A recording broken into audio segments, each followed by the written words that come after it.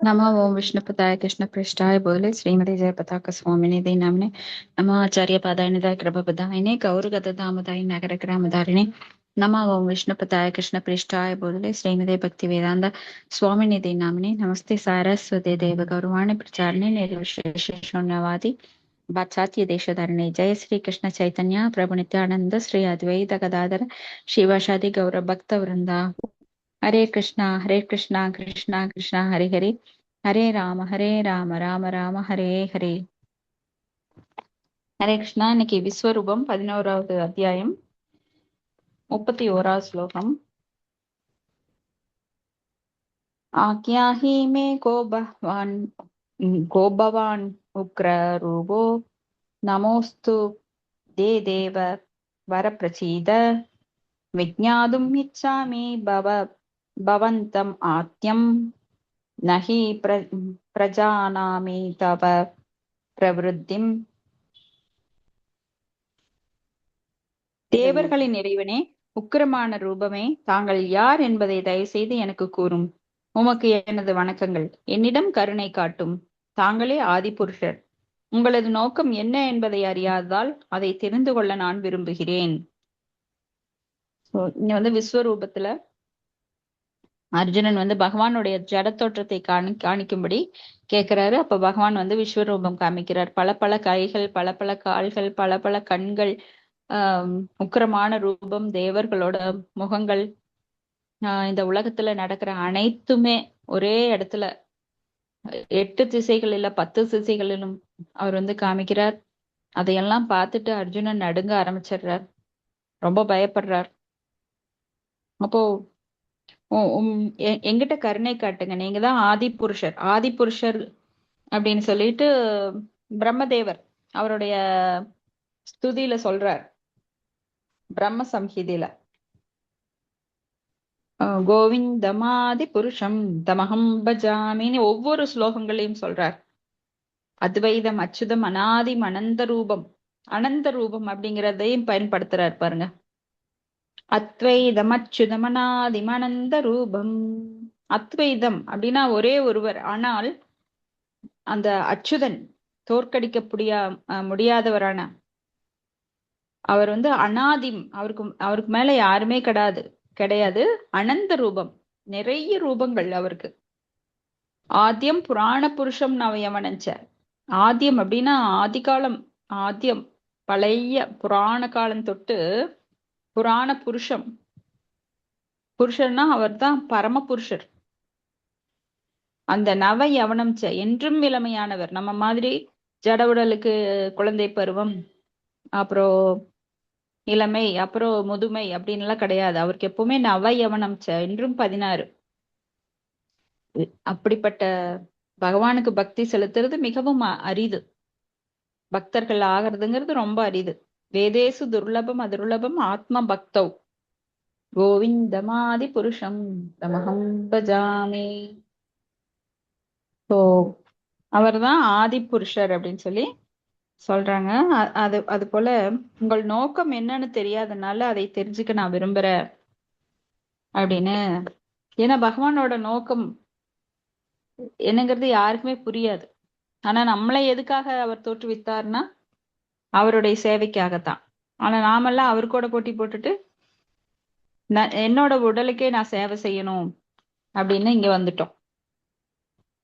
அடுத்தது 32வது ஸ்லோகம். ஸ்ரீ பகவான் உவாச்ச காலோஸ்மி லோகக்ஷ்ய கிருத் பிரபரஜுத்தோ லோகான் சமாஹர்தும் இஹ பிரவருத்த ருதே அபி த்வாம் ந பவிஷ்யதி பவிஷ்யந்தி சர்வே ஏவ ஸ்திதா பிரத்யநீகேஷு யோதாக. படிக்கிறேன் மாதாஜி. புருஷோத்தமனான முதல் கடவுள் கூறினார், காலம் நான், உலகங்களை அழிப்பவற்றில் மிகப்பெரியவன். எல்லா மக்களையும் அழிப்பதற்காக நான் வந்துள்ளேன். உங்களை தவிர, பாண்டவர்களை தவிர இரு தரப்பிலும் உள்ள எல்லா வீரர்களையும் அழிக்கப்படுவர். பொருளுரை: தன்னுடைய நண்பன் என்றும் புருஷோத்தமராகிய முழுமுதல் கடவுள் என்றும் கிருஷ்ணரை அர்ஜுனன் அறிந்திருந்தான். இருப்பினும் அவரால் தோற்றுவிக்கப்பட்ட பற்பல உருவங்களை பார்த்து அவன் குழம்பியுள்ளான். எனவே இத்தகு அழிவு சக்தியின் உண்மையான நோக்கம் என்ன என்று அவன் கேட்கிறான். வேதங்களில் எழுதப்பட்டுள்ளபடி பிராமணர்கள் உட்பட அனைவரையும் அழிக்கக்கூடியது பரம உண்மை. கட உபநிஷத்தில் கூறப்பட்டுள்ளபடி 1.2.25 யஸ்ய பிரகம சாஸ்திரம் ஷா உபே பவத ஓதனக மிருத்யும் யஸ்யோப பாசோஷனம் கா இத்த வேத யத்ரஷாக. பிராமணர்கள், சத்திரியர்கள் மற்றும் அனைவருமே காலப்போக்கில் பரமனால் உணவை போன்று விழுங்கப்படுகின்றனர். பரம புருஷரின் அந்த உருவம் எல்லாவற்றையும் அழிக்கும் பேருருவம். எல்லாவற்றையும் அழிக்கும் அந்த கால ரூபத்தில் கிருஷ்ணர் தன்னை இங்கு வெளிப்படுத்துகிறார். பாண்டவர்கள் சிலரை தவிர போர்க்களத்தில் இருந்த அனைவருமே அவரால் அழிக்கப்படுவர். அர்ஜுனன் போர் புரிவதில் நாட்டமின்றி இருந்தான். போர் புரியாமல் இருப்பது சிறந்தது என்றும் அதனை தவிர்த்து விட்டால் விரக்திக்கு இடமிருக்காது என்றும் அவன் எண்ணினான். இருந்தால் இங்குள்ள அனைவருமே அழியப் போகிறார்கள். இதுவே எனது திட்டம் என்று பகவான் கூறுகிறார். போரிடுவதை அர்ஜுனன் நிறுத்தினால் அவர்கள் வேறு விதத்தில் மரணம் அடையப் போகிறார்கள். எனவே அவன் போரிடாவிட்டால் மரணத்தை தடுக்க முடியாது. உண்மை என்னவெனில் அவர்கள் அனைவருமே ஏற்கனவே இறந்துவிட்டனர். காலம் என்பது அழிவாகும். பரமபுருஷனின் இச்சைப்படி எல்லா படைப்புகளும் காலப்போக்கில் அழிக்கப்படுகின்றன. இதுவே இயற்கையின் சட்டமாகும். ஹரே கிருஷ்ணா மாதாஜி. ஹரே கிருஷ்ணா. தேங்க்யூ மாதாஜி. ஸோ இங்க வந்து உங்களுடைய நோக்கம் என்ன அப்படின்னு கேட்கிறாரு இல்லையா? அதுக்கு பகவான் சொல்றார், நான் தான் காலம். சோ அழிப்பவற்றில் மிகப்பெரியவன். இங்க வந்து இந்த போர்க்களத்துல கூடியிருக்கிற எல்லாத்தையும் உங்களை தவிர அழிக்கிறதுக்காக நான் இங்க இருக்கேன் அப்படின்னு சொல்லி. சோ பகவான் வந்து ஆட்டுவிப்பவர். இப்ப அர்ஜுனன் தான் கொல்றாருன்னு நம்மளாம் நினைச்சிட்டு இருக்கிறோம். ஆனா அர்ஜுனன் வந்து பகவானோட கையில ஒரு கருவி. சோ அர்ஜுனன் இல்லாட்டியும் அந்த துரோகிகளை, குற்றம் செய்தவர்களை பகவான் எப்படியாவது கொன்னுடுவார். அதுக்கு பகவான் வந்து ரொம்பலாம் கஷ்டப்பட வேண்டியது கிடையாது. இப்ப அர்ஜுனனுக்கு அந்த புகழ் வரணும், தன்னோட பக்தனுக்கு புகழ் சேரணும் அப்படிங்கிறதுக்காக அர்ஜுனனை இங்க நீ போரிடு அப்படின்னு சொல்றார். தன்னுடைய நண்பன் என்றும் புருஷோத்தமராகிய முழுமுதற் கடவுள் எனும் கிருஷ்ணரை அர்ஜுனன் முதலே தெரிஞ்சிருந்தார். இருப்பினும் அவரால் தோற்றுவிக்கப்பட்ட உருவங்கள் பார்த்து ரொம்ப குழம்பி போறார். சோ இத்தகைய அழிவு சக்தியின் உண்மையான நோக்கம் என்ன அப்படின்னு கேக்குறாரு. அப்ப வேதங்கள்ல பிராமணர்கள் எழுதப்பட்டுள்ளபடி பிராமணர்கள் உட்பட அனைவரையும் அழிக்கக்கூடியது பரம உண்மை. சோ பிராமணர், சத்திரியர் எல்லாருமே காலப்போக்கில் பரமனால் உணவை போன்று விழுங்கப்படுகின்றனர். அந்த கால ரூபத்துல இங்க தன்னை வெளிப்படுத்துறார். சோ அந்த வாய்க்குள்ள வந்து பீஷ்மர், துரோணாச்சாரியார், அப்புறம் துரியோதனோட 100 சகோதரர்கள், அந்த போர் வீரர்கள், அந்த பக்கம் இருக்கிற போர் வீரர்கள், இந்த பக்கம் இருக்கிற போர் வீரர்கள் எல்லாருமே அப்படியே பகவானால விழுங்கப்படுறாங்க. போர் புரியாமல் இருப்பது நல்லது, அதை தவிர்த்து விட்டால் விரத்திக்கு இடம் இருக்காதுன்னு அர்ஜுனன் நினைக்கிறார். நான் பிச்சை எடுத்து கூட சாப்பிட்டுக்கிறேன், எதுக்கு இவ்வளவு பேரை கொல்லணும் அப்படின்னு. ஆனா நீ போரிடாமல் இருந்தா கூட நான் இவங்களை அழிக்க போறேன், அவர்கள் கண்டிப்பா மரணம் அடைய போறாங்க, நீ இல்லைன்னா வேறொரு விதத்துல நாங்க அழிச்சிருவேன் அவங்களை எல்லாம் அப்படின்னு பரமபுருஷர் சொல்றாரு. அப்ப பரமபுருஷரின் நிச்சயப்படி எல்லா படைப்புகளும் காலப்போக்கில் அழிக்கப்படுகிறது. இதுதான் இயற்கையோட சட்டம்.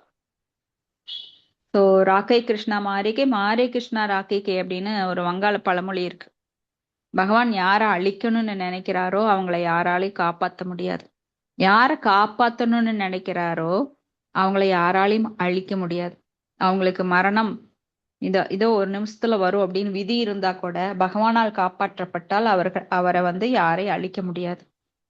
அதனால பகவான் அவர் வந்து ஸ்வராட், சுதந்திரமானவர், என்ன வேணா செய்ய முடியும் அவரால.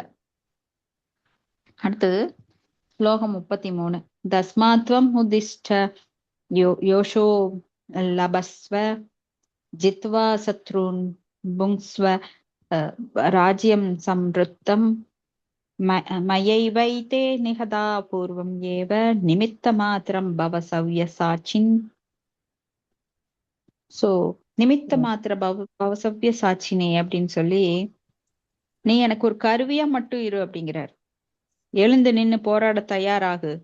உனது எதிரிகளை வென்று புகழுடன் இந்த வளமான அரசினை அனுபவிப்பாயாக.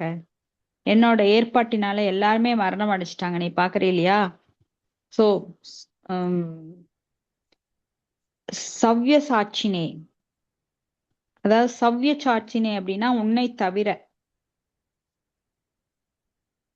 எல்லாருமே இங்க வந்து இறக்க போறாங்க. உன்னை தவிர இந்த போர்ல, உன்னை தவிர அப்படின்னா பஞ்ச பாண்டவர்கள் தவிர. அப்ப நீ எனக்கு ஒரு கருவியா மட்டும் இரு. நான் வந்து உன்னை சஜஷன் எல்லாம் கேட்கல, என்னோட பேச்ச நீ கேளு. ஏன்னா ஒரு பக்தன் பகவான் என்ன சொல்றாரோ அது தட்டாம கேட்பான்.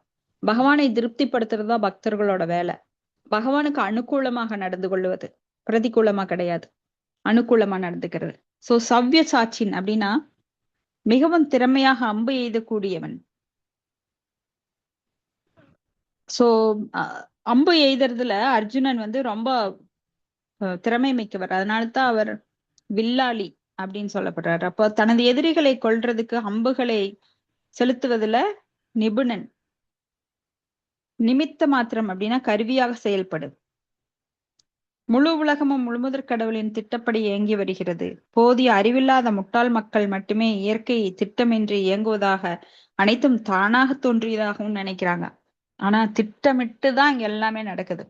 அவங்க பாவ கர்மாக்களுக்கு தகுந்த மாதிரி பலன்களை அனுபவிக்க பகவான் அங்க ஒரு பெரிய ஒரு ஆபீஸ் வச்சு நடத்திட்டு இருக்காரு. இன்டர்நேஷனல், இன்டர்நேஷனல் இல்ல, world wide, universe level. So எல்லா யூனிவர்ஸ்லயும் யாராருக்கு எது எது நடக்கணும், எப்படி இப்படி நடக்கணும். சோ பகவானுடைய அற்புதமான அந்த அறிவு இருக்கு பாருங்க, யாராலையும் மிஞ்ச முடியாது. அவர்தான் எல்லாத்துக்கும் கண்ட்ரோலர். இப்ப ஒரு 5 ஃபேக்டரி வச்சிருக்கிறவனே எங்க போறதா அங்க போறதா, அவனை பாக்குறதா இவனை பாக்குறதா, எத்தனை பிரச்சனை. அடடடடடா, இந்த பிசினஸ் ஏன்டா தொடங்குன அப்படின்னு அழுத்துக்குவான். ஆனா பகவான் வந்து கோடிக்கணக்கான யூனிவர்ஸ், பிரபஞ்சங்கள், அதுல எத்தனையோ ஜீவராசிகள், எல்லாத்துக்கும் அவர்தான் தலைவர். எத்தனை பிரான்ச் இருக்குதோ எல்லாத்துக்கும் அவர்தான் எம்டி. சோ இதுக்கு அவருக்கு கீழே நிறைய மேனேஜர்ஸ், தேவர்கள் எல்லாம் வச்சிருக்கிறாரு. ஒவ்வொரு துறைக்கும் ஒவ்வொருத்தரை போட்டிருக்கிறாரு. சோ எல்லாமே அவருக்கு ரிப்போர்ட் போகும். அவரோட கண்ட்ரோல்ல தான் எல்லாம் நடக்குது. சோ படைப்பை பற்றி சொல்றப்போ விஞ்ஞானிகள் சொல்றாங்க இப்படி இருக்கலாம் அப்படி இருக்கலாம் அப்படின்னு ஒரு கெஸ் பண்றாங்க. அவங்க கற்பனை, அதுக்கெல்லாம் இடமே கிடையாது. சோ இந்த ஜட உலகுல ஒரு குறிப்பிட்ட திட்டம் நிறைவேற்றப்பட்டு வருகிறது.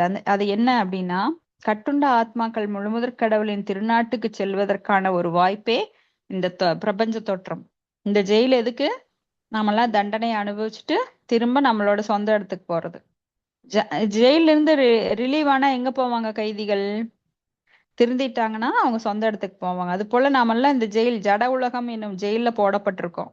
இங்கெல்லாம் நாம பட்டு அனுபவிச்சு துன்பப்பட்டு அதுக்கப்புறம் பகவானோட திருநாட்டுக்கு போறதுக்காக, திரும்பி போறதுக்கான ஒரு வாய்ப்பு இந்த ஜட உலக பிரபஞ்ச தோற்றம். சோ ஜட இயற்கையை கட்டுப்படுத்த முயற்சி ஆனா இங்க வந்து நாம என்ன செய்யறோம், ஜெயிலுக்குள்ளேயே இப்ப ரவுடிகள்லாம் பாத்தீங்கன்னா ஜெயிலுக்குள்ள போயிட்டு தப்பு பண்ணுவாங்க. ஜெயிலுக்குள்ள திருந்த வந்திருக்கிறோங்கிறது தெரியாம அங்க இருக்கிறவங்களையே கண்ட்ரோல் பண்ணுவாங்க. நான் தான் லீடர், நீ எனக்கு கீழே இரு அப்படின்னு அங்கேயே தப்பு பண்ணுவாங்க. அது மாதிரி நாம இந்த உலகம் என்கின்ற, இந்த ஜட உலகம் என்கின்ற ஜெயில வந்துகிட்டு இங்கேயே நாம ஒருத்தரை கட்டுப்படுத்த முயற்சி பண்றோம். நான் தான் இந்த வீட்டோட தலைவி, நான் தான் இந்த வீட்டோட தலைவன், ஸ்கூல்ல நான் தான் பிரின்சிபல், நான் சொல்றது கேளு நான் சொல்றது கேளுன்னு எல்லா இடத்துலயும் இயற்கையை கட்டுப்படுத்த முயற்சி பண்றோம். சோ நம்ம மழை பெய்ய வைக்க முயற்சி பண்றோம் செயற்கையா. சோ இயற்கையை எப்படியெல்லாம் கட்டுப்படுத்த முயற்சி பண்றாங்க? நிலக்கரி தோண்டி எடுக்கிறாங்க, ஆழமான பகுதியில தங்கத்தை தோண்டி எடுக்கிறாங்க, வைரத்தை தோண்டி எடுக்கிறாங்க. சோ எல்லாத்தையும் அவங்க கண்ட்ரோல்ல கொண்டு வரணும்னு பாக்குறாங்க. அதனாலதான் நாடுகளுக்கிடையே சண்டை. இப்ப எண்ணெய் கிணறுகளை, இயற்கையான எண்ணெய் கிணறுகளை அத வந்து என்னோட நாட்டுக்கு, என்னோட கண்ட்ரோல்ல கொண்டு வரணும்னு அமெரிக்கா பாடுபடுது. சோ அதுக்காக ஈரான் ஈராக் போர் அப்படின்னு எதையாவது ஒன்ன சொல்லி அவங்கள கிளப்பி விட்டு பக்கத்துல இருக்கிறவங்கள சண்டை பண்ணி கடைசியில நான் நாட்டாம பண்றேன்னு உள்ள போய் அப்புறம் எண்ணெய் கிணறுகளை எல்லாம் அவங்க அவங்க கண்ட்ரோல் கொண்டு வர்றாங்க. இப்படி அதிகார மனப்பான்மை இருக்கும் வரை கட்டுண்ட வாழ்விலேயே செயல்பட வேண்டியிருக்கும். ஆனால் இது இது எப்படி தொடங்குது பாருங்க. ஒரு சின்ன மனுஷன் குடும்பத்துல சண்டை போடுறதுல இருந்து ஆ, பெரிய ஒரு சமூக லெவல்ல ஒரு டிஸ்ட்ரிக்ட், ஒரு ஸ்டேட்டு, காவிரி எங்களோடது அப்படிங்குது தமிழ்நாடு. கர்நாடகா சொல்லுது இல்ல இல்ல எங்களுக்கு தான் அப்படின்னு. இவங்க வந்து அவங்க தண்ணி தர மாட்டேங்கிறாங்க. சோ இப்படியாக ஒவ்வொருத்தரும் அவங்களோடது அவங்களோடதுன்னு சொல்லி கட்டுப்படுத்த முயற்சி பண்றாங்க.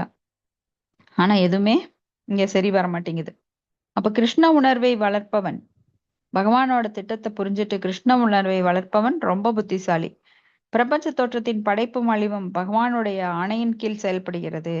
ஆனா யா எப்படித்தான் நான் கட்டுப்படுத்த முயன்றாலும் இயற்கையோட சக்தி வலிமையானது. நீங்க பாருங்க, கடல் அலைகளை யாராவது சயின்டிஸ்ட் கட்டுப்படுத்த முடியுமா? எத்தனை கோடி பேர் சேர்ந்தாலும் அந்த அலைகளை நிறுத்த முடியாது. அலைகள் முன்னாடி எல்லாரும் தூசு.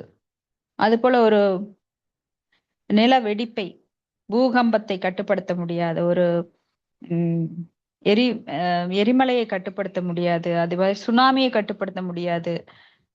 ஆனா என்ன பண்ணுவாங்க?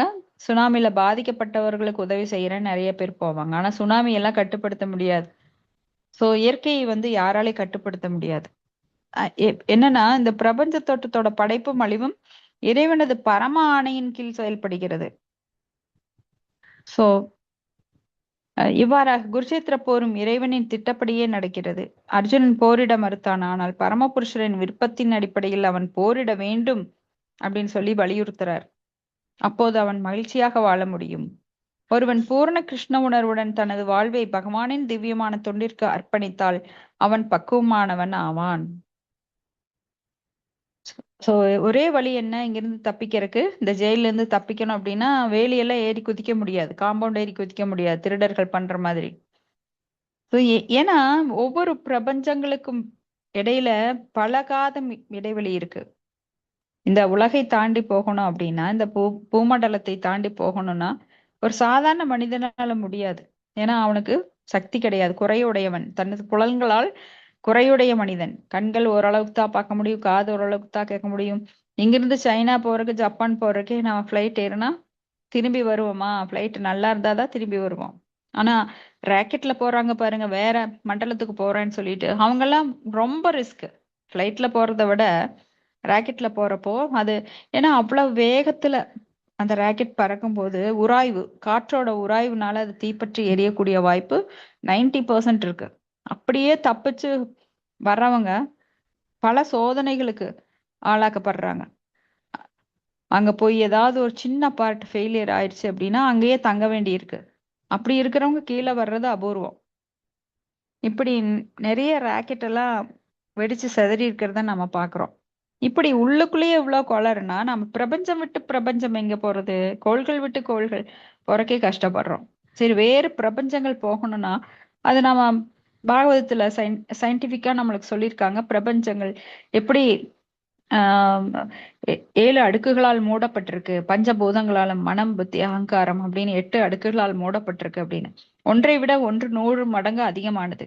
ஏன்னா ஒரு ஒரு ரவுண்ட்ல வந்து உங்களுக்கு காற்று, பலமான காற்று, அடுத்ததுல நெருப்பு, அடுத்தது நீர், அப்புறம் நிலம், இப்படியாக அது 8 அடுக்குகளால கவரப்பட்டிருக்கு. எப்படி ஒரு தேங்காயானது ஆஹ் மேல ஒரு மேல ஓடு, அதுக்கப்புறம் நாறு, அதுக்கப்புறம் மட்டை, எப்படி மூடப்பட்டிருக்கோ அது போல இந்த பிரபஞ்சங்கள் எல்லாமே பல அடுக்குகளால் மூடப்பட்டிருக்கு. யாரு நாம இந்த ஜட உடல் அப்படிங்கிற இந்த சின்ன உடலை வச்சுக்கிட்டு, சின்ன அறிவை வச்சுக்கிட்டு நம்மளால எங்கேயும் வேற அண்டத்திற்கோ வேற பகவானோட லோகத்தை பத்தி கற்பனையே செய்ய வேண்டாம். இதுக்கே நம்மளுக்கு டிஸ்டன்ஸ் கவர் பண்ண முடியாது. சோ போறது அப்படின்னா பகவானோட தூதர்கள் துணை கொண்டுதான் பகவானோட இடத்துக்கு போகணும். ஏன்னா அவ்வளவு காது தூரம். அடுத்தது பதம் 34. द्रोणं च भीष्मं च जयद्रथं च कर्णं तथान्यान् अभियोथ वीरान् मया हतांस्त्वं जसीमा व्यतिष्ठा युद्ध युद्ध यस्व जेतासी रणे सपत्नान துரோணர், பீஷ்மர், ஜெயத்ரதன். ஆம், துச்சலையோட கணவன் தான் ஜெயத்ரதன். அதாவது துரியோதனனோட தங்கை கணவன் ஜெயத்ரதன். அப்புறம் கர்ணன், அப்புறம் இதர வீரர்கள் அனைவரும் ஏற்கனவே என்னால் அழிக்கப்பட்டு விட்டனர். எனவே அவர்களை கொல்லுவதால் கவலைப்பட வேண்டாம். வெறுமனவே போரிடுவாயாக. உனது எதிரியை நீ போரில் வீழ்த்தி விடுவாய். பொருளுரை: ஒவ்வொரு திட்டமும் முழுமுதற் கடவுளாலேயே உருவாக்கப்படுகிறது. இருப்பினும் அந்த திட்டத்தை செயல்படுத்துவதற்கான பெருமையை தனது பக்தர்களுக்கு வழங்க அவர் விரும்புகிறார். சோ புகழ் பெறும் பக்தர்கள் அந்த புகழை அவங்கனால கிடைக்கிறது இல்ல. சோ பகவான் ஏற்படுத்தி கொடுக்கிறார். ஏன்னா அவங்களுடைய அந்த டெடிகேஷன் பகவானுக்கு எவ்வளவு தூரம் தங்களது நேரத்தை, மனம், வாக்கு, காயம் அதுல ஈடுபடுத்துறாங்களோ அந்த அளவுங்களுக்கு அவங்களுக்கு பெருமை சேர்க்கறதுக்கு பகவான் விரும்புறார். பக்தன் விரும்பாவிட்டாலும் பகவான் விரும்புறார். சோ அந்த திட்டத்தை செயல்படுத்துவதற்கான பெருமையை தனது பக்தர்களுக்கு வழங்க அவர் விரும்புகிறார். அவரது விருப்பப்படி அவரது திட்டங்களை நிறைவேற்றும் பக்தர்களிடம் அவர் மிகவும் அன்புடனும் கருணையுடனும் உள்ளார். எனவே ஒவ்வொருவரும் கிருஷ்ண உணர்வில் செயல்பட்ட ஆன்மீக குருவின் மூலமாக முழுமுதற் கடவுளை புரிந்து கொள்ளும்படி தனது வாழ்வை வடிவமைக்க வேண்டும். முழுமுதற் கடவுளின் திட்டங்களை அவரது கருணையினால் புரிந்து கொள்ள முடியும். அவரது பக்தர்களின் திட்டங்களும் அவருடைய திட்டங்கள் போன்றதே. அத்தகு திட்டங்களை பின்பற்றி தமது வாழ்க்கை போராட்டத்தில் ஒருவன் வெற்றி பெற வேண்டும். சோ பக்தர்களோட திட்டங்களும் பகவானோட திட்டம்தான். ஏன்னா பகவான் எப்படி அதை கொண்டு வர்றார், இம்ப்ளிஃபை பண்றார்? பக்தர்கள் மூலமா. இப்ப ஸ்ரீல பிரபுபாதர் அவர் பாகவதத்தை தொகுத்து எழுதினார், பகவத்கீதை தொகுத்து எழுதினார். அப்படின்னா அவருக்கு உத்வேகம் கொடுத்தது யாரு? பகவான். சோ பகவான் கையில தன்னை அர்ப்பணித்தார். அதனால பகவான் அவரை யூஸ் பண்ணிட்டார். சோ அந்த பெருமை எல்லாம் எங்க வருது? ஸ்ரீல பிரபுபாதருக்கு. சோ தனது பக்தர்களுக்கு பெருமையை வழங்க விரும்புறார். சோ அவரது பக்தர்களுடன் மிகவும் அன்புடனும் கருணையுடனும் உள்ளார். ஸ்ரீல பிரபுபாதர் நிறைய இயக்கங்களை, ஆன்மீக கிருஷ்ண பக்தி இயக்கத்தை நிறைய சென்டரை ஓபன் பண்ணி இப்போ USA, France, Japan, Germany, China இப்படி எல்லா இடங்கள்லயும் முஸ்லிம் கண்ட்ரிகள்ல கூட இருக்குது. பல இடங்கள்ல இந்த இயக்கத்தை கொண்டு போனார். அப்போ அவர் நடனம் ஆடுவார். ஹரே கிருஷ்ணா மந்திரத்தை அந்த கீர்த்தன் பண்ணும்போது நடனம் ஆடுவார். அப்ப அவருக்கு திடீர்னு அவர்கிட்ட இருந்து பயங்கரமான நறுமணம் வரும். திடீர்னு ஒரு மாலை இருக்கும் அவர் கழுத்துல. ஆனா அந்த பூக்கள் அந்த நாட்டிலேயே கிடைக்காது. அப்ப அங்க இருக்கிற பக்தர்கள் எல்லாம் ஆச்சரியப்படுவாங்க, இந்த மாலை எப்படி உங்களுக்கு வந்தது அப்படின்னு.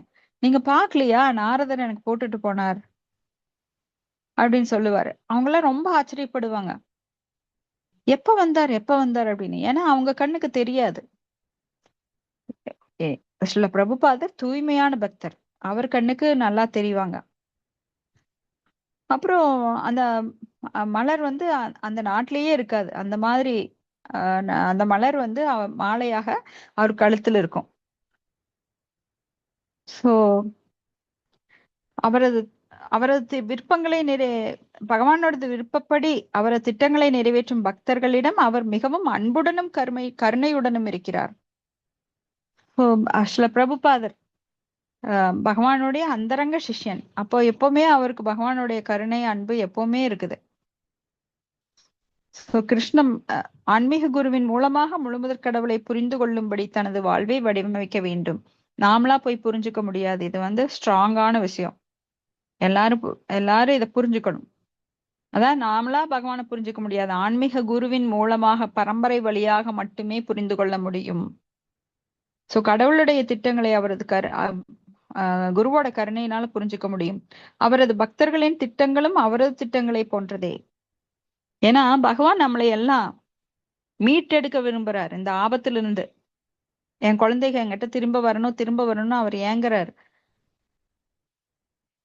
சோ பக்தர்கள் அதைத்தான் செய்யறாங்க.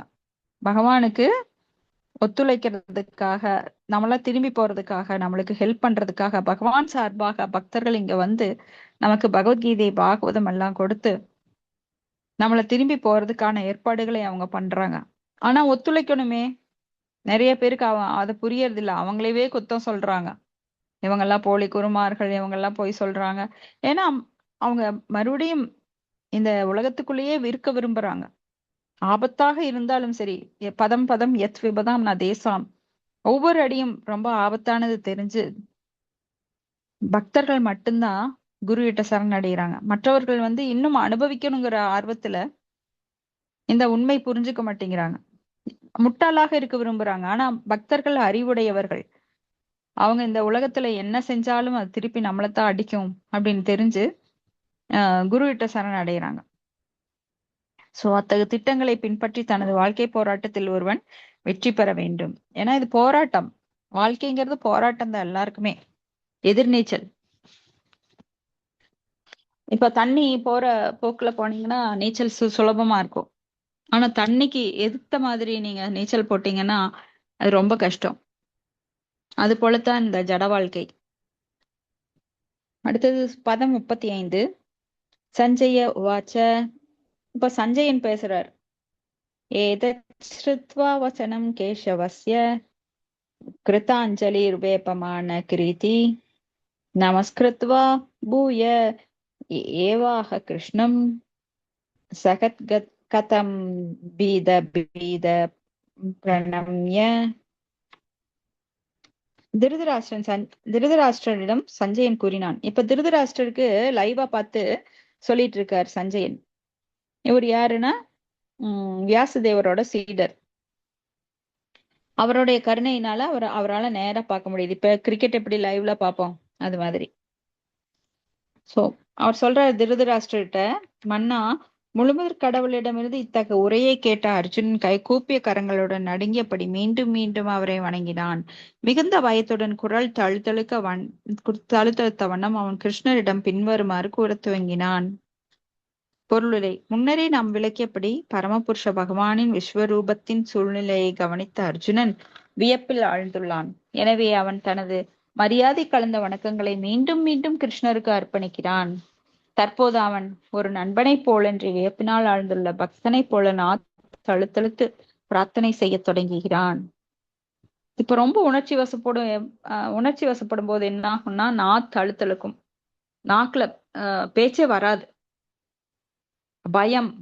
பயம் இருந்தாலும் சரி, ஒரு பெரிய ஒருத்தரை பார்க்கும்போது திடீர்னு வந்து அவங்களோட விஸ்வரூபத்தை பகவான் காட்டுற மாதிரி திடீர்னு வந்து நின்னாங்கன்னா எப்ப வந்தீங்க அப்படின்னு இப்படி நாக்கு வந்து தடுமாறும்.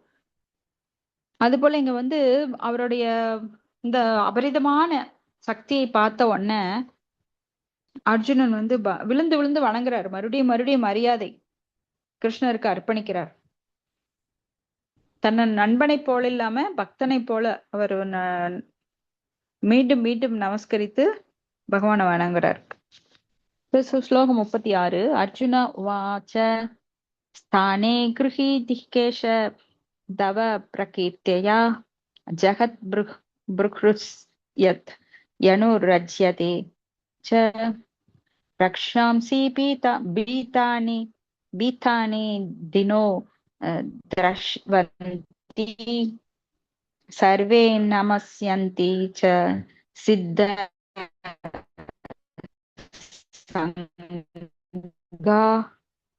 அர்ஜுனன் கூறினான். புலன்களின் அதிபதியே, உனது திருநாமத்தை கேட்பதால் உலகம் ஆனந்தமடைகின்றனர். சித்தர்கள் மரியாதையுடன் உம்மை வணங்கும் அதே சமயத்தில் இவை அனைத்தும் சிறப்பாக நடைபெறுகின்றன. சோ பகவானோட திருநாமத்தை கேட்கறதுனால உலகமே ஆனந்தமடையுது. ஏன்னா திருநாமம் அப்படிங்கிறது சாதாரண விஷயம் அல்ல. அவரது திருநாமம் அவருக்கு இணையானது.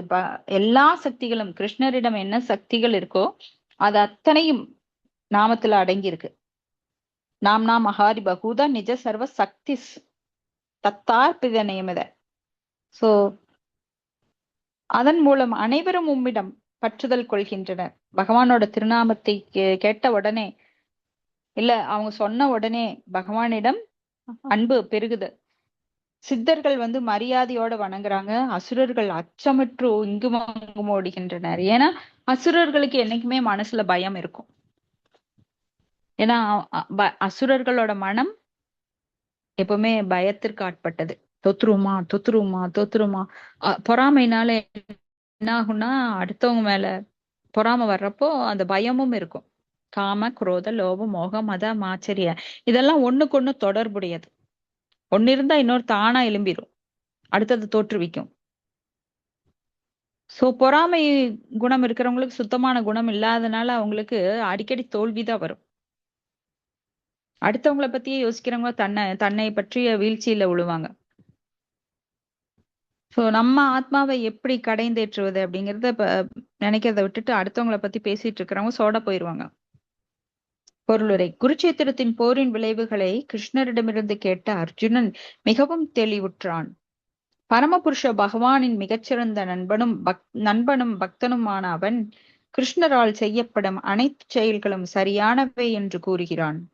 கிருஷ்ணரே பாதுகாப்பாளர், அவரே பக்தர்களின் வந்தனைக்கு உரியவர் மற்றும் அவரே அசுரர்களை அழிப்பவர் என்பதை அர்ஜுனன் உறுதிப்படுத்துகிறான். அவரது செயல்கள் அனைத்தும் எல்லோருக்கும் நன்மை தருபவை. குருச்சேத்திர போர் முடிவு செய்யப்பட்டதிலிருந்து விண்வெளியில் உள்ள பற்பல தேவர்கள், சித்தர்கள், இதர அறிஞர்கள் என அனைவரும் கிருஷ்ணர் அந்த போர்க்களத்தில் இருப்பதால் போரை ஆவலுடன் கவனித்து வருகின்றனர் என்பதை அர்ஜுனன் இங்கே புரிந்து கொண்டான்.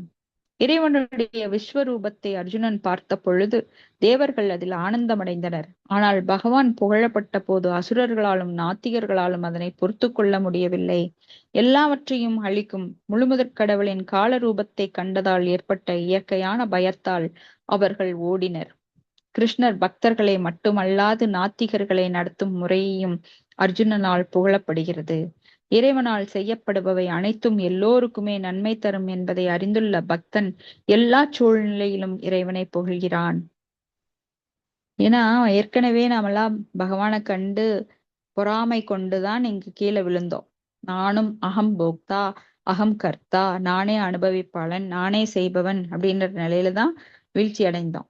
இப்ப மறுபடியும் இந்த ஜட உலகுல வந்து அதே நிலையைத்தான் நம்ம கன்டினியூ பண்ணிட்டு இருக்கிறோம். நான் தான் அனுபவிப்பாளன், நான் தான் செய்யறவன் அப்படின்னு சொல்லி. அப்போ பகவானை இங்க புகழும் போது பக்தர்கள் எல்லாம் புகழ்றாங்க. ஆனா அசுரர்களுக்கெல்லாம் அது மறுபடியும் அந்த பொறாமைனால வயிறு எரியுது. இப்ப யாராவது புகழ்ந்தோம் அப்படின்னா சிலருக்கெல்லாம் பிடிக்காது, பொறாமை. சிலரோட வளர்ச்சி சிலருக்கு பிடிக்காது. ஆனா பகவான் என்றுமே உயர்ந்த நிலையில இருக்கிறதுனால அவரை போல நாம இல்லையே அப்படிங்கிற ஏக்கத்துல இந்த ஜீவராசிகள் என்ன பண்ணுச்சுன்னா அவரை போலவே ஆகணும்னு ஆசைப்பட்டு பொறாமைனால அவர் திரும்பி பார்க்காம இங்க வந்துட்டாங்க. ஆனா அவருக்கு சமமாகவோ மேலாகவோ ஆக முடியாதுன்னு தெரிஞ்சும் கூட அதுக்காக பொட்டி போடுறாங்க. அப்போ இங்க வந்து விஸ்வரூபத்தை அர்ஜுனன் பாக்குறார். அதுல தேவர்கள் ஆனந்தம் அடைகிறாங்க. அவர் புகழப்பட்ட போது, ஏன்னா தேவர்கள் பார்க்கும்போது எப்பவுமே பூக்களை போட்டு பகவானை புகழ்வாங்க. பகவான் நாமத்தை சொல்லி புகழ்வாங்க. ஆனா இங்க அசுரர்களுக்கு அது பொறுக்க மாட்டேங்குது. நாத்திகர்களுக்கும் அசுரர்களுக்கும் அப்படியே வயிறு எரியுது. சோ முழுமுதற் கடவுளின் கால ரூபத்தை பார்க்கறதுனால இயற்கையான பயத்தினால் அவர்கள் ஓடினர். கிருஷ்ணர் பக்தர்களை மட்டுமல்லாது நாத்திகர்களை நடத்துறது கூட அர்ஜுனனால் இங்க புகழப்படுது. ஏன்னா பக்தர்களை எப்பொழுதுமே பகவான் என்ன சொல்றார், சமூகம் சர்வ பூதேசு நமே துவேசியோ அர்ஜுன பிரியக ஏ பஜந்தி தூமாம் பக்தியா மயி தே தேசு சாப்பியம் அப்படிங்கிறார். ஏ பஜந்தி தூமாம் பக்தியா, நான் எல்லோரையும் சமமாக பார்ப்பேன். ஆனா அடுத்த லைன்ல என்ன சொல்றார், ஆனாலும் என் பக்தர்கள் எனக்கு மிகவும் பிரியமானவர்கள். இன்டைரக்டா சொல்றாரு. அப்ப என்னோட பக்தர்களுக்கு நான் தனி கருணை காமிப்பேன். அதை யாராலும் தடுக்க முடியாது. தடுக்கிறதுக்கு யாருக்கு உரிமை கிடையாது. பகவான் தன்னோட பக்தர்களுக்கு ஸ்பெஷலான கருணை கொடுக்கிறார். ஸ்லோகம் 37. கஸ்மாச்சதே நமேரன் மகாத்மன் கரீயசே பிரஹ்மணோ வியாதி கர்த்தே அனந்த தேவேஷ ஜகன் நிவாச துவம் அக்ஷரம் சத் அசத் தத்பரம் யத். மகாத்மாவே, பிரம்மாவை விட சிறந்தவரே, நீங்களே ஆதி படைப்பாளர். எனவே அவர்கள் மரியாதை கலந்த வணக்கங்களை ஏன் உங்களுக்கு செலுத்தக்கூடாது? எல்லையற்றவரே, தேவர்களின் தேவனே, அகிலத்தின் அடைக்கலமே, தாங்கள் அழிவற்றவர், எல்லா காரணங்களுக்கும் காரணம், இந்த ஜடத்தோற்றத்திற்கும் அப்பாற்பட்டவர். சோ இங்க அர்ஜுனன் சொல்றார், நீங்க வந்து பிரம்மாவை விட சிறந்தவர், ஆதிப்படைப்பாளர். அதாவது சர்க்கா விசர்க்கா, முதல்ல பகவானால படைக்கப்பட்டு ரெண்டாவது படைப்பை, செகண்ட் கிரியேஷன் சொல்லி பிரம்மாக்கு ரெண்டாவது கொடுக்கிறார். சோ அதனாலதான் இங்க அவர் ஆதிப்படைப்பாளர். ஏன்னா பகவான் படைச்சு அதுக்கப்புறம் இன்னும் பிரம்மாவை படைச்சு பிரம்மாட்ட நீ படை அப்படின்னு சொல்லி கொடுக்கிறார். சோ பிரம்மா ஒண்ணும் படைப்பாளி கிடையாது, இரண்டாவது படைப்பாளி.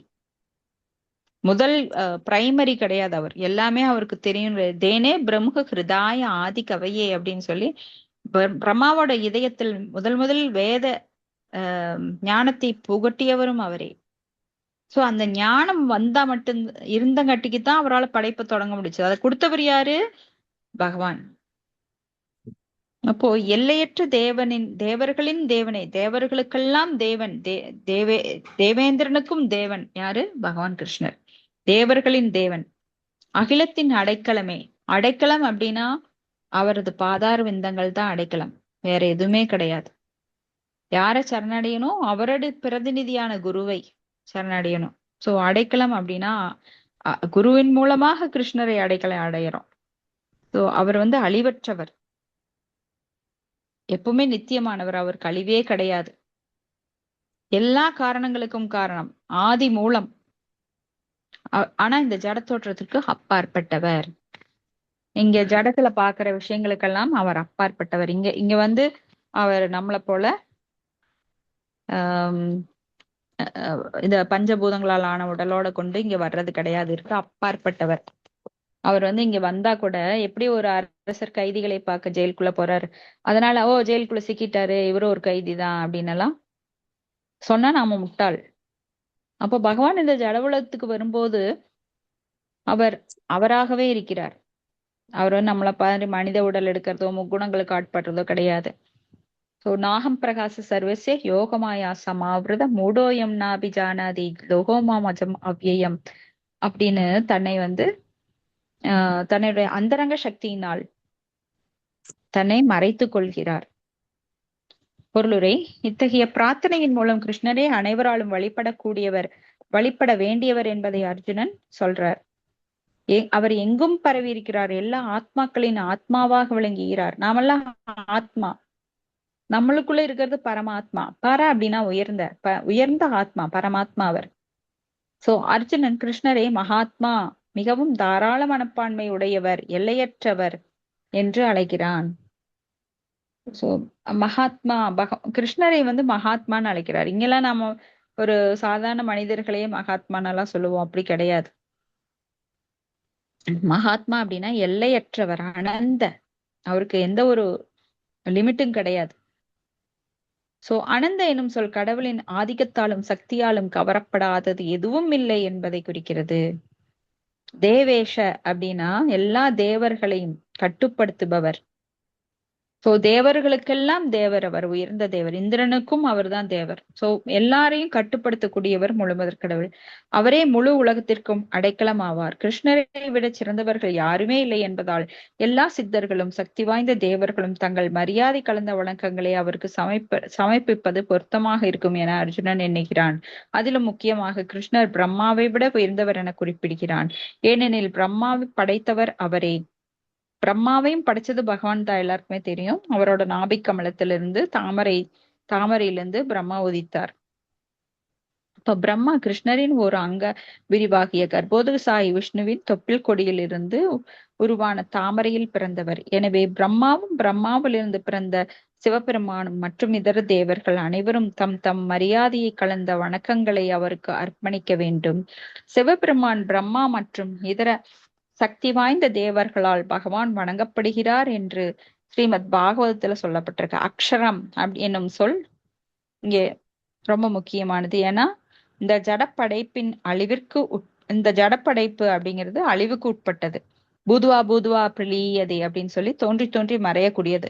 ஆனால் இறைவனின் இந்த ஜடப்படைப்புக்கு இறைவன் வந்து இந்த ஜடப்படைப்புக்கு மேம்பட்டவர். அவரே எல்லா காரணங்களுக்கும் காரணம் என்பதால் ஜட இயற்கைக்குள் இருக்கும் கட்டுண்ட ஆத்மாக்கள் மட்டுமின்றி மொத்த ஜட தோற்றத்தையும் விட அவர் உயர்ந்தவர். எனவே எல்லாவற்றிலும் சிறந்தவர் அவரே முழுமுதற் கடவுள் அப்படின்னு இங்க அர்ஜுனன் பகவானை போற்றி பாடுகிறார். இது ஸ்லோகம் 38. त्वमादि देव पुरुष पुराणस् त्वम् अस्य विश्वस्य परं निधानम् वेत्तासि वेद्यं सर च परं च धाम त्वया ततं விஸ்வம் அனந்த ரூப. நீரே ஆதி தேவர், புருஷர், மிகவும் பழமையானவர், படைக்கப்பட்ட இந்த உலகத்தின் இறுதி அடைக்கலம், அனைத்தையும் அறிந்தவரும் அறியப்பட வேண்டியவரும் நீரே. பௌதிக குணங்களுக்கு அப்பாற்பட்ட உன்னத அடைக்கலம் நீரே. எல்லையற்ற ரூபமே, பிரபஞ்ச தோற்றம் முழுதும் தாங்கள் பரவியுள்ளீர். சோ இத நல்லா கேளுங்க. நீரே ஆதி தேவர். சோ ஆதி தேவர், இப்போ தேவாதி தேவனே அப்படின்னு சொல்லுவாங்க. அப்போ தேவர்களுக்கெல்லாம் தேவர். தேவ அப்படின்னாலே உயர்ந்தன்னு அர்த்தம். சோ மிகவும் உயர்ந்தவர் ஆதி தேவர். புருஷர் அப்படின்னா நம்ம இங்க புருஷர் அப்படின்னா மனிதர்கள்ல ஆண்களை சொல்லுவோம் புருஷர் அப்படின்னு. அப்போ அனுபவிப்பவர் அப்படின்னு அர்த்தம் அது. ஆனா நாமெல்லாம் அனுபவிப்பவர் அப்படின்னு நாம நினைக்கலாம்.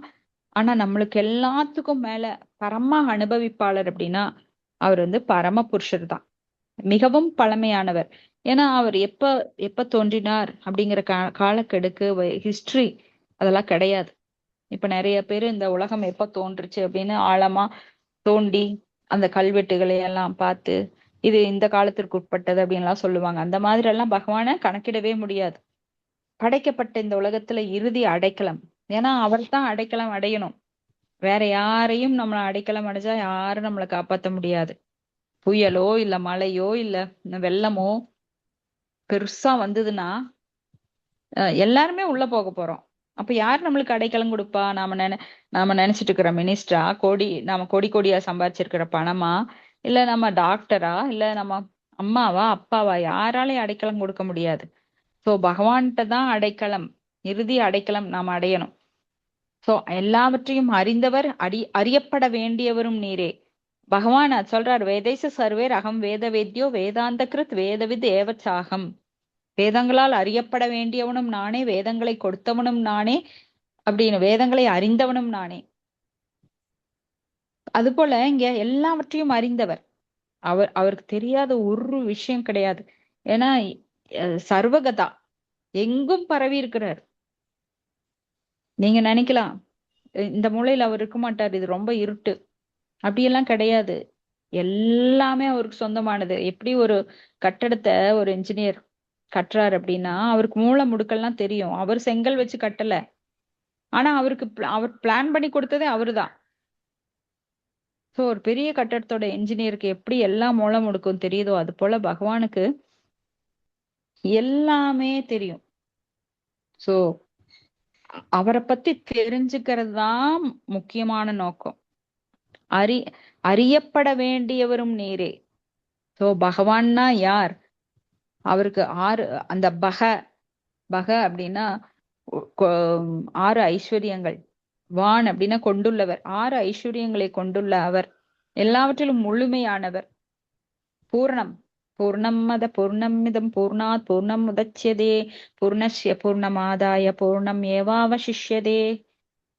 சோ அவர் பூர்ணமானவர். பௌதீக குணங்களுக்கு அப்பாற்பட்ட உன்னத அடைக்கலம் அவர்தான். எல்லையற்ற ரூபமே. அவர் ரூபத்துக்கு எல்லையே கிடையாது.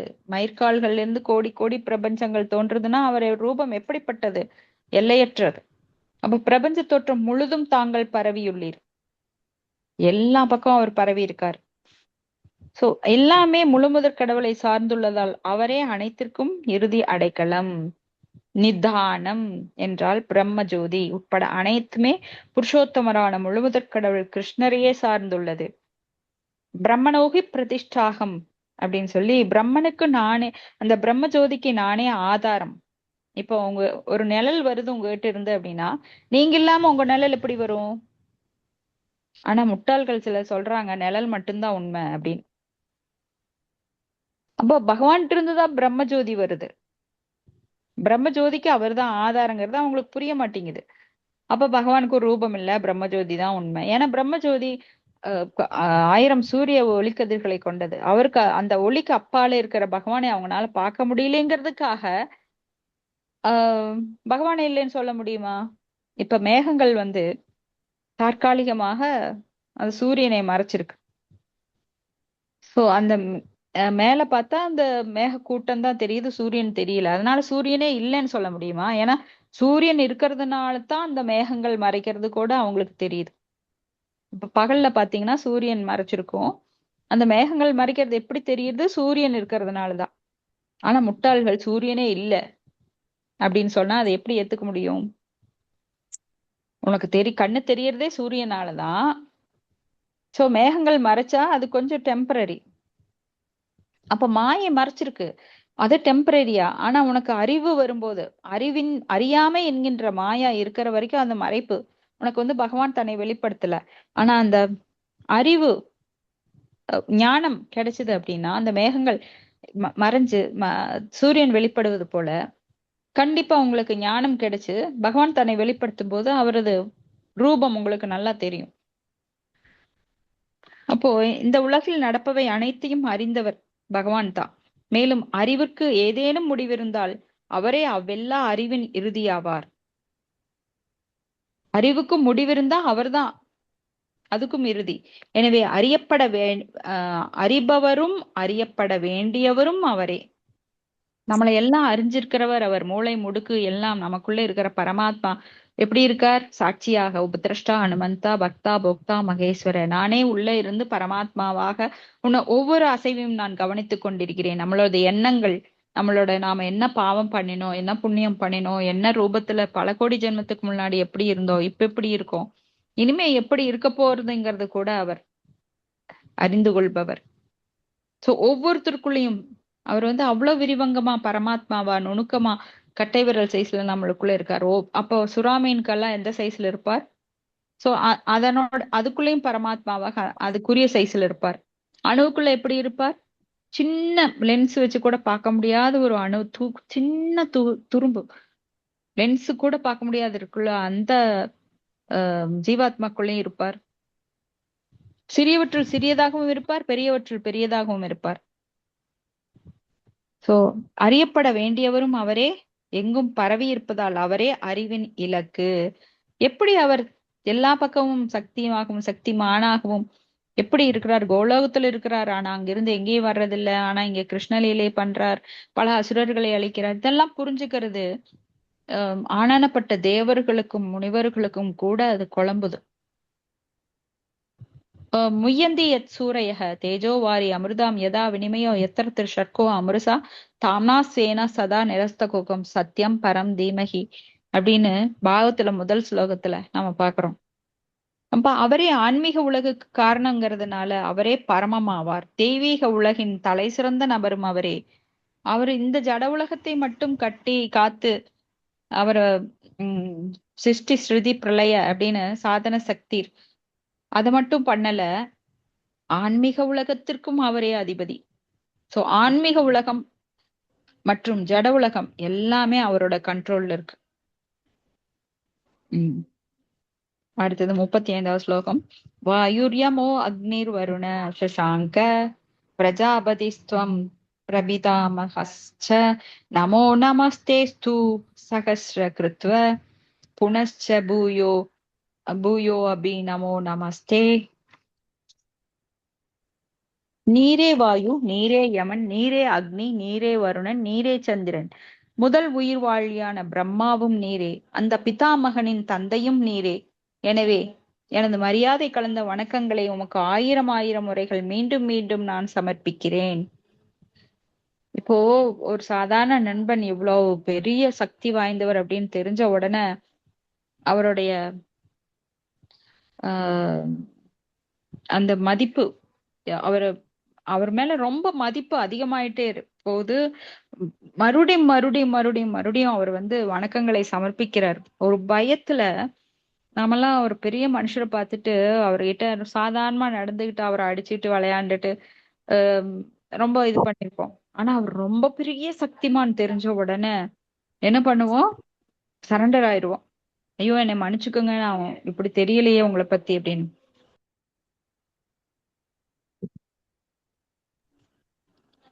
So, எங்கும் நிறைந்திருக்கும் காற்று எல்லா தேவர்களையும் விட மிகவும் முக்கியமான பிரதிநிதி என்பதால் இங்கு வாயு என அழைக்கப்படுகிறார். மேலும் கிருஷ்ணரை அர்ஜுனன் பிரதிதாமக பிதாமகனின் தந்தை என அழைக்கிறார். ஏனெனில் அவரே பிரபஞ்சத்தின் முதல் உயிர்வாளியான பிரம்மாவின் தந்தையாவார்.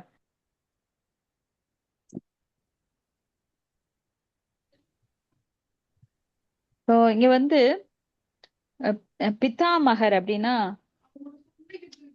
பித்தாமகர் அப்படின்னா தாத்தா.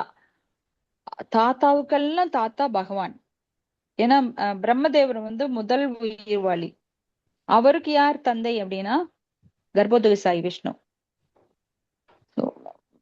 சோ எல்லா எங்கும் நிறைந்திருக்கும் காற்று எல்லா தேவர்களையும் விட முக்கியமான பிரதிநிதி. ஏன்னா காற்று இல்லாம எந்த ஜீவராசியாலும் சுவாசிக்க முடியாது. சோ இங்க இறைவனை அதனால வாயு அப்படின்னு அழைக்கிறார். நீரே வருணன், நீரே சந்திரன். ஏன்னா சந்திரன் அந்த குளிர்ச்சி இல்லாம இருக்க முடியாது. நீரே அக்னி, அக்னிங்கிற ஒரு வெப்பம் இல்லாம நம்ம வயிற்றுக்குள்ள கூட அக்னி இருக்கு, வெளியில மட்டும் இல்ல. அக்னி அந்த அக்னியோட சக்தி இருந்தா தான் நிறைய சக்திகள் அதை பயன்படுத்தி நாம நிறைய இது பண்றோம். நீரே யமன், யமன்கிறவர் எல்லாரையும் பயப்படுத்தக்கூடியவர். இப்படி உமக்கு ஆயிரம் ஆயிரம் முறைகள் வணக்கங்களை செலுத்துகிறேன் அப்படின்னு சொல்றார். சோ பிரபஞ்சத்தின் முதல் உயிர்வாளி பிரம்மா. பிரம்மா எங்கிருந்து வந்தார்? பிரம்மா கர்ப்போதசாயியோட நாபி கமலத்துல இருந்து. ஹரே கிருஷ்ணா. இதோட முடிச்சுக்கலாம். 40வது ஸ்லோகம் நாளைக்கு பார்க்கலாம்.